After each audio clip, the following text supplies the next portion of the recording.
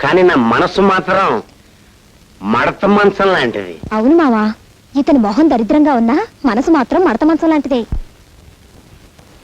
నువ్వు ఇప్పుడు మా అమ్మాయిని పెళ్లి చేసుకుంటే మీ జ్యోతి మా ఇల్లు పీకి పందిరేస్తుందేమో.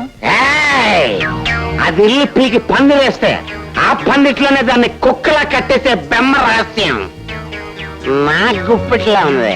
కుస్తాబహార్. ఆ గుప్పిట్లో ఉన్న రహస్యం ఏంటో చెప్పు నాయనా. ఐఎమ్ సారీ, నేను చెప్పను. నువ్వు చెప్పకపోతే మా వాళ్ళు నీకిచ్చి పెళ్లి చేయరంట. నీ గుప్పెట్లో ఉన్న రహస్యం ఏమిటో చెప్పులెవరు? సెడం జాగ్రత్తగానండి. చూడండి, నువ్వు కూడా జాగ్రత్తగా చెప్పు. చెంచలు చచ్చిపోయినని చెప్పి జ్యోతి దాని ప్రియుడు కలిసి నా చేత మా మామయ్యని బ్లాక్ మెయిలింగ్ చేయిస్తున్నారు.